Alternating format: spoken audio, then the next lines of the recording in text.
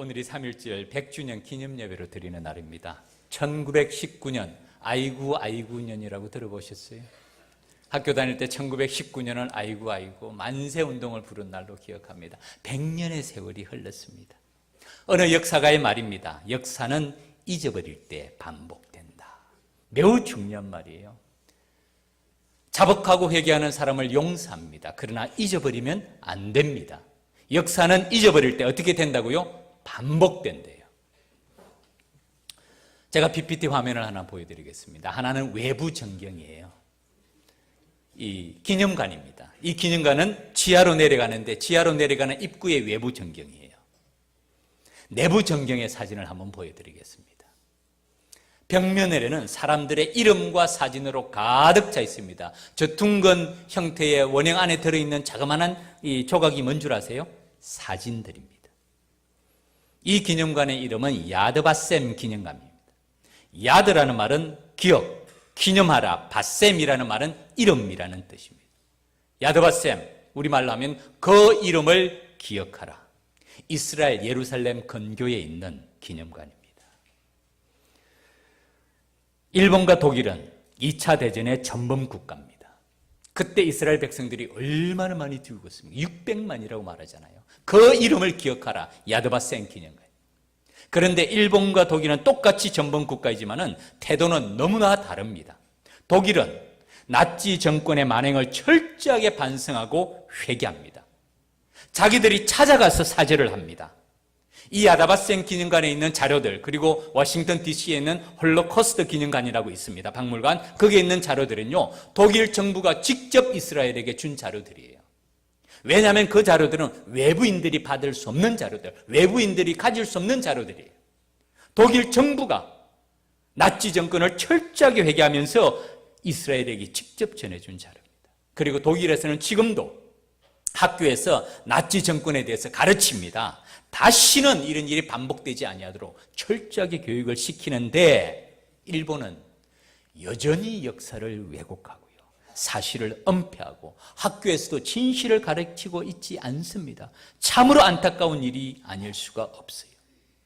우리가 일본을 사랑의 대상으로, 선교의 대상으로 생각해야 됩니다. 가슴에 품어야 됩니다. 그러나 또한 역사의 교훈은 엄중히 기억을 해야 됩니다. 제가 이전에 경기도 화성에 있는 제암리 교회를 방문해 본 적이 있습니다. 이 제암리 교회는요, 역사 유적지입니다. 3.1운동 당시에, 3.1 독립만세운동 당시에 이곳 주민들도 장터에서 격렬한 만세운동을 벌였습니다. 그 이후에 일본 헌병들은 주모자 명단을 인수하고 파악한 다음에 4월 15일 약 한 달 반이 지난 다음에 오후 2시경 이 제암리에 있는 교회에 그 주민들, 주동자들 다 모았습니다. 그리고 교회를 다 들어간 다음에 문을 걸어 잠그고 창문을 걸어 잠그고 완전히 폐쇄한 다음에 그 교회에 불을 질렀어요. 그리고 일본 군경들이 뺑 둘러서서는 무차별 사격을 가했습니다. 많은 주민들을 학살하고 30여 채의 가옥을 불태워버린 곳이 바로 제암리 학살 사건, 세계사에 유례가 없는 사건이에요. 교회를 방어할 뿐만 아니라 학살의 현장으로 삼은 것은 세계사에 유례가 없는 사건입니다. 지금도 일본은 난징 학살 사건을 부정하고 많이 부인하고 할 수만 있으면 부인합니다. 무릎 꿇고 사죄함에도 해도 부족함에도 불구하고 그들은 여전히 부인하는 것을 볼 때 참 안타깝기가 거지없어요. 오늘 하나님께서 우리 한국과 한국교회에게 기적 같은 은혜를 베풀어 주셨습니다. 물론 우리는 내부적으로는 크고 작은 논쟁들이 많이 있지만은 세계는 우리를 경이롭게 바라봅니다. 우리 민족들 과거에도 그랬던 것처럼 앞으로도 크고 작은 어려움들을 잘 극복하고 하나님의 나라와 이름을 위하여서 쓰임받는 우리 조국과 대한민국이 될 줄 믿습니다. 제가 새벽 예배를 드릴 때마다 우리 믿음의 가족들이요, 국가와 민족을 위해서 얼마나 간절히 기도드리는지 제가 가슴이 뭉클해져요. 하나님께서 그 기도 안 받으시겠습니까? 전 정말 국가를 위한 애국자들은 무릎으로 기도하는 분들이라고 확신합니다. 우리 해방이 우리 힘으로만 됐습니까? 물론 3.1운동과 우리의 독립투사들의 그 백골이 만주에 참 지금도 여전히 남아있는 거 압니다. 그러나 우리 힘으로만 된 것은 아니잖아요. 하나님의 손길이 함께 하신 줄 믿습니다. 하나님의 섭리하심이 있어요. 그리고 특별히 하나님께서 우리 조국을 사랑하시고 한국교회를 축복하시는 이유가 저는 있다고 봅니다. 왜냐하면 사명이 있어요. 사명이 있습니다. 우리끼리 잘 먹고 잘 살아가는 것이 아니라 하나님께서 주신 사명이 있습니다. 북한, 특별히 믿음의 가족들, 그 교화소에서 엄청난 고난을 받는 사람들, 정치인들은 모르겠어요. 그러나 우리는 믿음의 가족들에 대한 간절함을 안고 기도해야 될 사람이 누굽니까? 우리예요. 중국 2020년까지 모든 선교사들을 추방한답니다. 2020년이 언제죠? 내년이에요, 내년. 모든 선교사들을 추방하는 정책이 2020년까지 완성한대요. 몽골, 일본, 미얀마, 스리랑카, 동남아시아, 서남아시아, 동북아시아, 중앙아시아, 우리의 선교지인 줄 믿습니다. 서방 선교사들 못 들어가요. 우리가 미얀마를, 스리랑카를 선교하겠지만 서방 선교사들이 우리가 할 수 있는 일을 하지 못합니다. 한국 교회에게 주신 세계 선교, 땅끝 선교의 사명인 줄 믿습니다. 또 하나의 선교 지평이 있습니다. 세대 선교예요. 다음 세대입니다. 하나님께서 한국 교회에게 주신 골든타임 10년을 잃어버리지 말라는 말씀 가슴 깊이 새겨야 됩니다.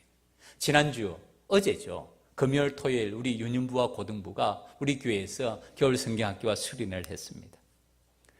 우리 전도사님들이 얼마나 이 일을 위하여서 기도하고 온 교육자들이 얼마나 마음을 다해서 기도했는지 모릅니다. 이 고등부 학생들 질풍노도의 시기입니다. 어디로 튈지 모르는 학생들이에요. 우리 선생님들이 1박 2일 동안 우리 지도교육자들과 함께 전심으로 수고했습니다. 참 많은 학생들이 온 것을 보고 제가 금요일 날 저녁에 내려가니까 예배 마치고 나오는 모습을 보고 제가 가슴이 뭉클하더라고요. 우리 선생님들도 얼마나 많은 수고를 했는지. 하나님께서 우리 교육부서에게 새로운 부흥의 불길을 일으켜 주실 줄 믿습니다. 우리 교회 하나님께서 주신 마지막 골든타임 10년을 잊어버리지 않냐고 제가 선생님들에게 부탁드리고요. 우리 믿음의 가족들에게 부탁합니다. 선생님들을 위해서 기도해 주시고 우리 선생님들은 교회 어떤 현안의 문제보다 교사들은 자기 맡은 부서 교육에 전력 투구하세요. 말씀드렸잖아요. 교육의 현장은 이제는 교육이 아니에요. 선교의 현장입니다. 생명을 바친 사람들이 선교 현장에 가서 나가듯이 이제는 교육에 생명을 바쳐야 돼요. 교회 크고 작은 일에 관여할 때가 아니에요. 선생님들은 학생들을 붙잡고 전력 투구해야 될 때입니다. 그래서 하나님께서 이 시대에 주신 마지막 사명 감당하는 우리 서울남교회와 믿음의 가족들이 되기를 주님의 이름으로 축원합니다. 오늘 말씀의 제목이 권세에 대한 그리스도인의 자세입니다. 권세, 권위에 대한 그리스도인의 자세입니다. 두 가지를 생각해 보고자 합니다. 첫 번째는 권위에게, 권세들에게 복종하라고 말씀했어요. 권세들에게 복종하라. 두 번째는 선을 행하라. 권세들에게 복종하고 두 번째는 선을 행하라는 말씀인데 16세기 영국의 왕이었던 에드워드 6세에 관한 이야기를 제가 소개해 드리겠습니다. 이 이야기는 로마서 강해에 나오는 한 목사님의 글입니다. 이 본문의 말씀을 전체 그림을 보여주는 좋은 내용입니다. 제가 소개해 드리겠습니다. 이 에드워드 6세는 예배 때마다 또 성경을 읽을 때면 꼭 자리에서 일어났다고 말합니다. 그리고 그는 말씀을 들으면서 깊이 메모하면서 마음에 새기고 그것을 반드시 적용하고 실천하려고 애를 썼다고 말합니다. 그것이 에드워드 6세의 신앙생활이었대요. 그 다음에 이분에 대한 설명입니다. 이것이 하나님의 말씀에 순종하는 태도입니다. 하나님의 말씀은 연구만 할 것이 아니라 순종해야 합니다. 하나님에 대해 고상한 지식을 가지는 것보다 말씀 한마디에 순종하는 것이 더 중요합니다. 수년간 공부하는 것보다 순종함으로 한 걸음을 옮기는 것이 더 귀합니다. 말씀을 알아야 됩니다. 그러나 아는 것보다 더 중요한 것은 무엇이라고요? 순종하라고요. 말씀에 순종하는 것이라는 거예요. 그 다음에 이 말씀을 오늘 본문에 적용합니다. 하나님이 세우신 정부에, 오늘 본문 말씀의 전체 말씀은 1차적으로는 국가의 권력에 관한 말씀입니다. 하나님이 세우신 정부에 순종하라는 말씀도 우리가 스쳐 지나갈 말씀이 아니라 반드시 순종해야 할 말씀입니다. 국가는 하나님이 권선징악을 위해서, 다른 말로 하면 사회 질서를 위해서 세우신 제도입니다. 따라서 국가나 그 기관에 종사하는 신자들은 그 기능을 기억하고 자신이, 우리는 이 사람들을 공문이라고 말하죠. 국가나 국가기관의 공복일 뿐만 아니라 하나님의 사자임을 명심해야 합니다. 일반 은총의 영역이에요. 그러니까 교회 안에서 목회자로 특별 은총이 아니라 일반 은총에서 하나님의 사자로서의 사역을 감당해야 된다고 말하는 것입니다. 마지막 부분입니다. 물론 국가나 국가기관이 하나님의 명령에 명백하게 어긋나는 명령을 강조할 때에는 나치 정권 같은 경우죠. 국가를 세우신 최상위 권위인 하나님께 복종하는 것이 하위 권위인 국가에 복종하는 것보다 더 중요하기 때문에 국가에 불복할 수밖에 없습니다. 오늘날은 참 북한의 정권을 말하는 것이에요. 북한의 정권같이. 국가의 기관이 있지만 그보다 더 위의 기관은 하나님의 권위가 있다는 것이죠. 그러나 신자들은 그때에도 국가의 권위에 불복할 경우에도 합법적인 테두리 안에서 저항권을 행사해야 합니다. 그리고 저항할 때는 저항의 결과를 순순히 받아들여야 합니다. 사랑하는 믿음의 가족 여러분, 우리 그리스도인들이 하나님의 말씀에 어떻게 대해야 됩니까? 제가 이 로마서를 계속해서 순차적으로 공부합니다. 오늘 이 본문을 통해서 우리에게 주시는 말씀이 뭘까요? 각 사람은 위에 있는 권세들에게 복종하라.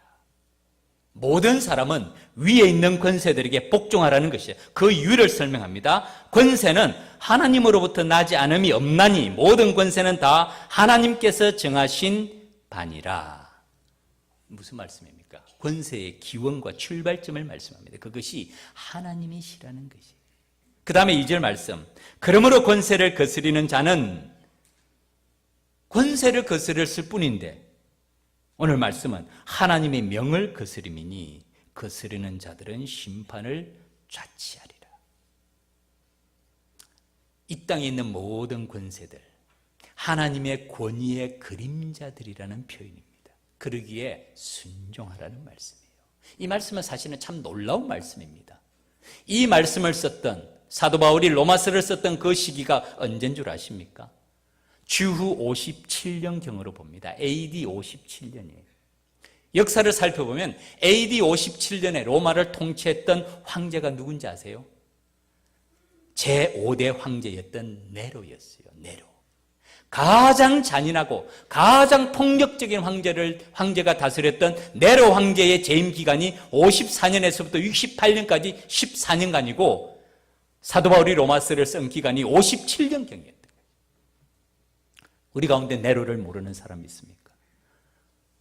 로마의 10대 박해 중에서 가장 잔인한 탄압을 했던 사람이 바로 네로였습니다.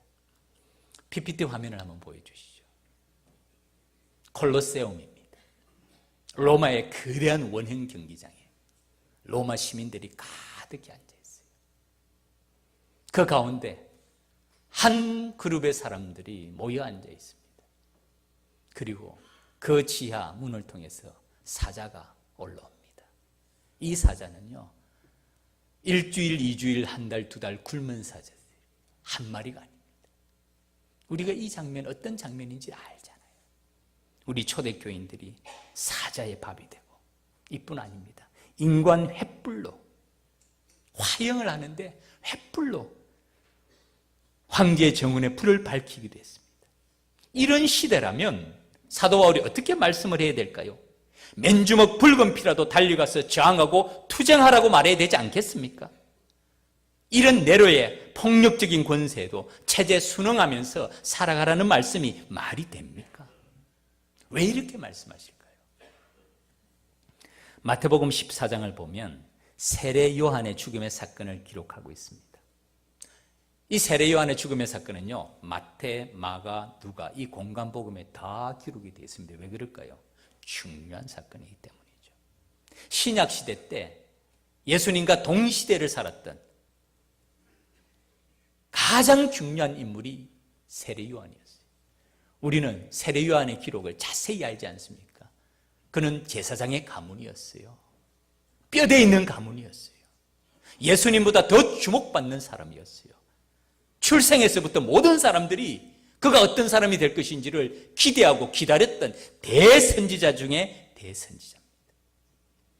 그런데 이 마태복음 14장의 세례 요한의 죽음을 보면 전 지금도 이 본문을 대할 때마다 예수님의 태도가 참 경이로워요. 이런 대선지자의 죽음을 대하는 예수님의 태도가 참 놀랍습니다. 예수님도 그에게 세례를 받았잖아요. 모든 사람들이 그에게 회개의 세례를 받았던 민족의 위대한 존경받는 지도자가 어떻게 죽었습니까? 한 분이 딱 한마디로 표현하더라고요. 세례 요한의 무거운 삶과 가벼운 죽음.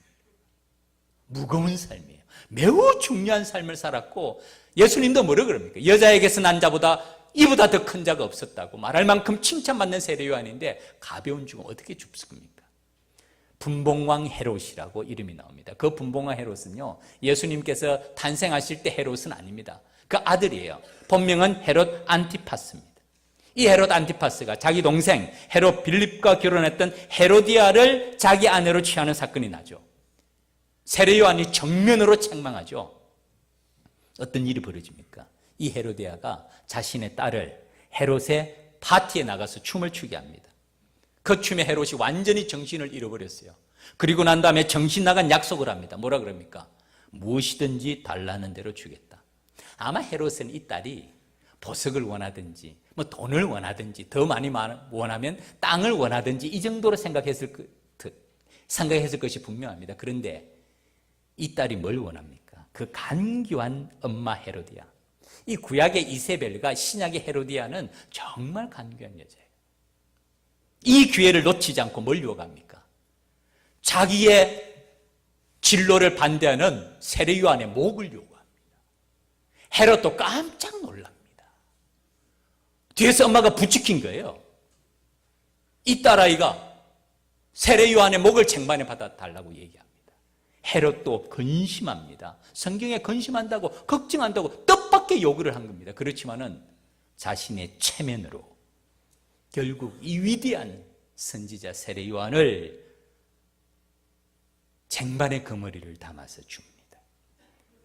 이게 참 세례 요한의 죽음이에요. 얼마나 통탄할 노릇입니까? 그런데 그 다음에 나타나는 예수님의 반응입니다. 마태복음 14장 12절부터 13절까지 기록되어 있습니다. 요한의 제자들이 와서 세례 요한의 시체입니다. 가져다가 장사합니다. 그 다음에는 가서 누구에게 갔을까요? 예수님께 가는 거예요. 가서 예수께 아뢰니라. 예수님께 자초지종을 다 얘기를 한 겁니다. 예수께서 들으시고 다 들으셨어요. 모르는 게 아니셨어요. 다 알았습니다. 그 다음의 행동은 배를 타고 떠나사 그 지역을 떠나셨어요. 어디로 가셨습니까? 빈들로 가시니 광야로 나가신 거예요. 무리가 듣고 여러 고을로부터 걸어서 따라간지라. 지금 예수님께서 어떻게 행동해야 정상입니까? 이런 위대한 선지자를 파티의 엔터테인먼트로 목을 잘라서 쟁반에 올린 이 사건을 보고 의분을 일으키고 봉기를 일으켜야죠. 저항을 해야죠. 행동해야 되죠. 침묵하는 것은 죄를 짓는 것이며 침묵하는 것은 동조하는 것과 마찬가지라고 말하잖아요. 저항하고 항거해야 됩니다. 그래야 당연합니다. 그리고 예수님께서 저항을 일으키고 봉기를 일으키면 백성들이 따를까요? 따르지 않을까요? 다 따르죠. 그리고 이 일을 할 수 있는 사람이 누굽니까? 예수님밖에 없는 거예요. 그런데 예수님의 행동은 뜻밖이에요. 당연히 그렇게 해야 되는데 뜻밖이에요. 분명히 들으셨습니다. 요한의 제자들이 예수께 아뢰입니다. 예수님이 들으셨어요. 그리고는 배를 타고 떠나가시고 따로 빈들에 가십니다. 왜 그러셨을까요? 예수님이 겁이 났을까요? 용기가 없었을까요? 아니면 예수님이 체제 순응적이라서 아무런 일도 하지 못했을까요? 예수님의 십자가의 길을 아는 사람이라면 결코 그렇게 말할 수가 없을 겁니다. 왜 그렇게 하셨을까요? 사실은 잘 모릅니다. 그런데 우리가 조금 알 수 있는 것은 예수님은 더 높은 권위를 보고 계셨던 것입니다. 하나님의 나라에 초점을 맞춘 십자가의 길을 걸어가시는 예수님의 삶은 아닙니까? 지금 헤롯을 무너뜨리고 나면 민중봉기를 일으켜서 이런 악한 헤롯 안티파스를 제거하고 나면 그 다음에는 선한 정부가 들었을까요? 더 크게 로마를 뒤집어 엎고 나면 새로운 나라가, 하나님의 나라가 이 땅에서 이루어질까요? 예수님께서 바라보신 목적지가 어디일까요? 예수님께서는 백성들을 불쌍히 여기십니다. 빈들로 가셨을 때 따라오는 그 백성들의 병을 고쳐주세요. 그들을 보고 불쌍히 여기시더라. 그들의 질병을 고쳐주시고 그들의 먹을 것을 공급해 주시고 오병이어의 기적이 그 다음에 나오세요. 그럼에도 불구하고 주님께서는 봉기를 일으키지 않으세요. 영원한 하나님의 나라를 바라보시면서 십자가의 길을 묵묵히 걸어가십니다. 저는 이 예수님의 이 모습이 사도 바울의 오늘 본문의 말씀과 깊은 관계가 있다고 생각합니다. 왜냐하면 세금 문제도 말하거든요. 6절 7절입니다. 너희가 조세를 바치는 것도 이로 말미암음이라. 그들이 하나님의 일꾼이 되어 바로 이 일에 항상 힘쓰느니라. 그 다음에 뭐라 그럽니까? 조세를 받을 자에게는 조세를 바치고 관세를 받을 자에게는 관세를 바치고 두려워할 자를 두려워하며 존경할 자를 존경하라. 또 예수님의 가르침이 세금 문제가 있죠. 마태복음 22장 17절 말씀입니다. 세금 문제로 예수님을 이 함정에 빠뜨리려고 합니다. 그러면 당신의 생각에는 어떠한지 우리에게 이르소서. 질문이 이겁니다. 가이사에게 세금을 바치는 것이 옳으니까 옳지 아니하니까? 이 앞부분에 이 질문을 하는 두 부류의 사람을 말해요. 한 부류는 바리새인들이고 한 부류는 헤롯 당원들입니다. 정반대의 사람들이 예수님을 잡고자 음모를 꾸밀 때는 힘을 합쳐요. 이 바리새인들은 세금을 바쳐야 됩니다라고 말하면 하나님을 경외하는 백성이 세금을 바치다니 철저하게 정죄합니다. 헤롯 당원들은 세금을 안 바친다고 말하면 이 헤롯 당원들은 권력의 핵심에 서 있는 사람, 세금을 안 바치다니 국가를 정복하고자 하느냐? 똑같은 질문에 정반대의 태도를 가진 두 부류의 사람이 예수님을 함정에 빠뜨리고자 할 때 21절 예수님께서 뭐라고 말씀하시죠? 돈을 가져와 보라. 데나리온의 화상이 이 그림이 누구 것이냐? 가이사의 것입니다 라고 말할 때 이에 이르시되 그런즉 가이사의 것은 가이사에게 하나님의 것은 하나님께 바치라. 예수님께서 지금 알쏭달쏭한 대답을 하면서 빠져나가는 것이 아니에요. 비록 로마지만은 이 땅의 권세를 무시하지 않습니다. 가이사의 것이라면 가이사에게 바치라는 거예요. 조세를 바칠 자에게는 조세를 바치고 관세를 바칠 자에게는 관세를 바치라는 거예요. 그러나 영원한 하나님의 나라를 바라보면서 하나님의 것은 하나님께 바치라 라고 말씀을 합니다. 이것이 위에 있는 권세들에게 복종하라는 말씀과 연결되는 두 번째 선을 행하라는 말씀과 직결됩니다. 이 말씀을 우리의 교회 생활에 적용하면 이렇습니다. 국가의 세속적인 권위에도 복종하라고 말씀하시는데 교회의 영적인 권위에는 우리는 어떤 태도를 취해야 됩니까? 오늘날 우리는 교회의 법과 질서에 복종하고 있습니까? 교회는 하나님이 주신 권위와 질서가 있습니다.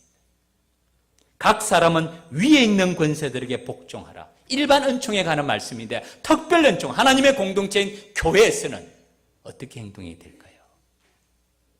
마태복음 16장 18절 19절 말씀은 교회에 관한 예수님의 첫 번째 언급이자 매우 중요한 말씀입니다.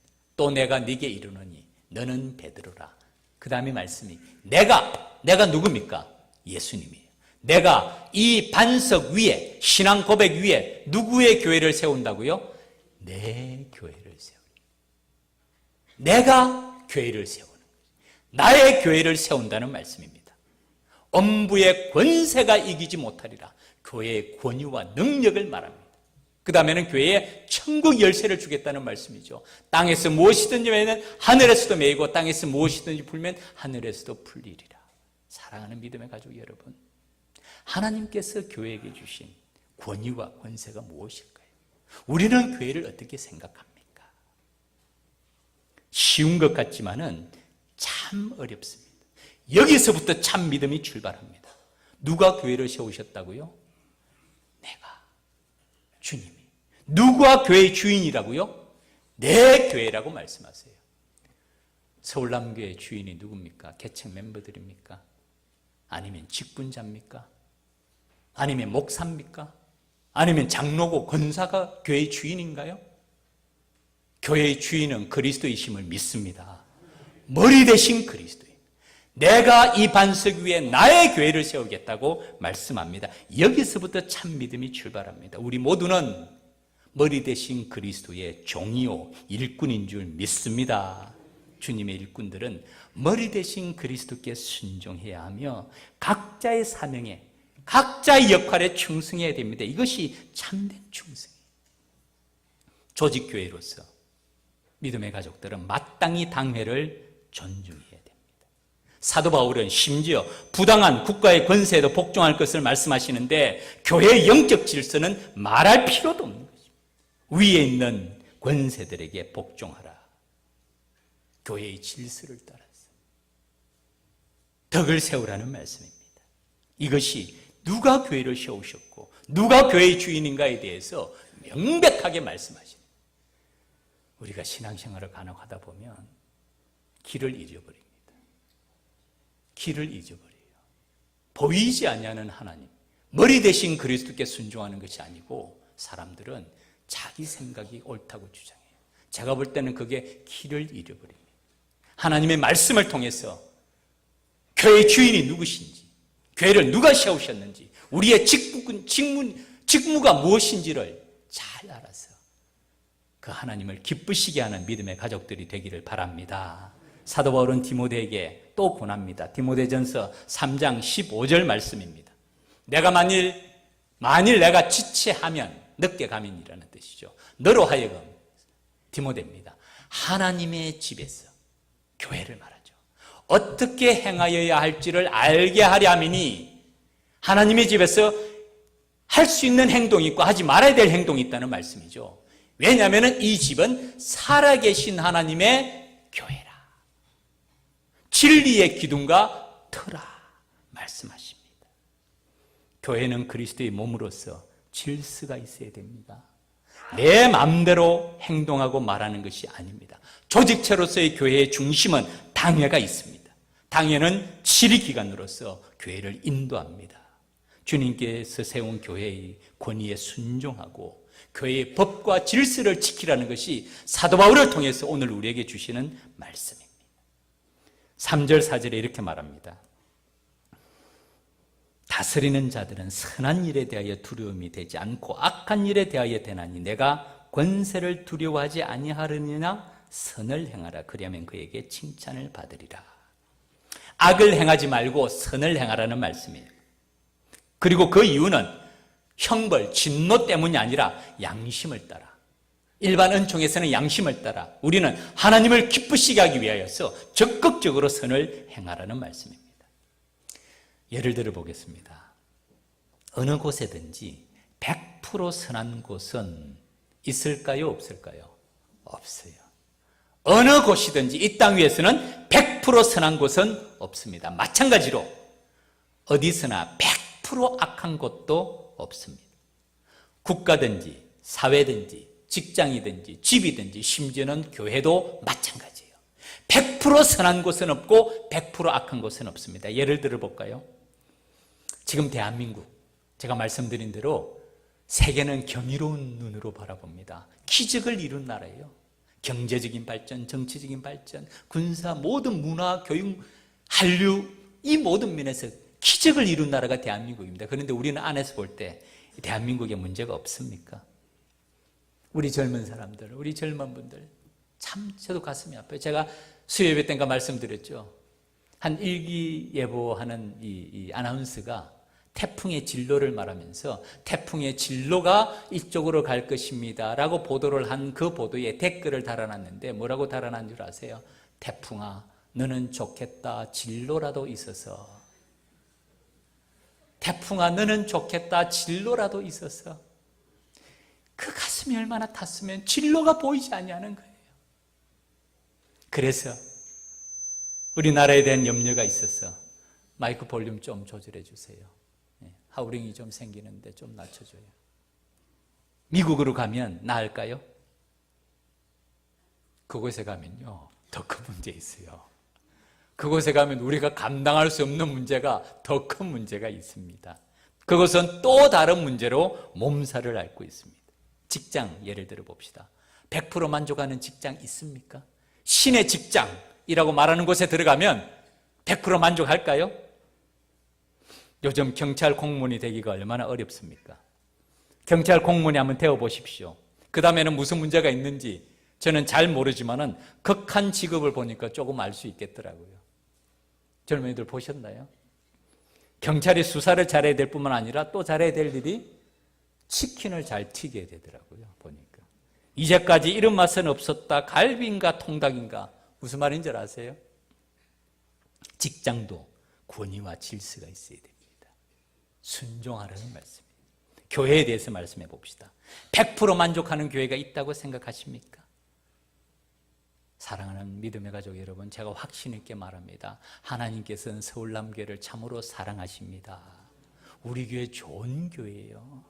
좋은 점을 볼 수 있는 눈이 있어야 됩니다. 그래야 감사와 기쁨이 있죠. 100% 만족할 수 있는 교회는 없습니다.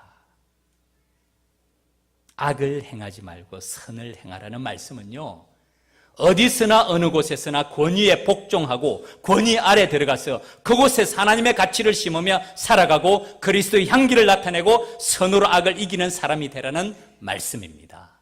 다시 말하면 어떠한 삶의 환경 속에서도 하나님의 자녀로서 선을 행하며 살아가라는 말씀을 맺겠습니다.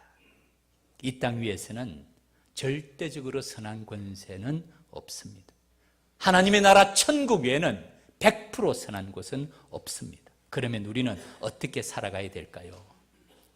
부족하고 부조리한 권세일지라도 각 사람은 위에 있는 권세들에게 복종하라고 말씀하세요.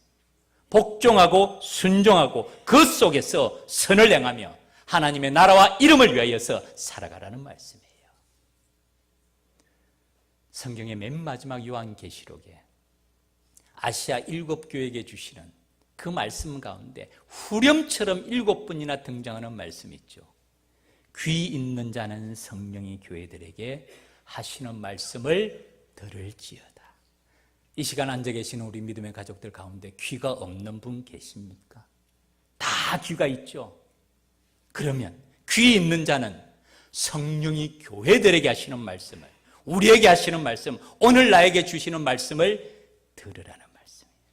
귀로 듣지 말고 마음으로 들으라는 말씀이죠. 그리고 그 말씀을 내 가슴에 새기고 순종함으로 하나님을 기쁘시게 하는 하나님의 선한 일꾼이 되라는 말씀입니다. 이 말씀을 우리 삶 속에 적용하고 실천함으로 하나님의 기쁨이 되는 우리 모든 믿음의 가족들과 서울 남교회가 되기를 주님 이름으로 축원합니다. 기도드리겠습니다.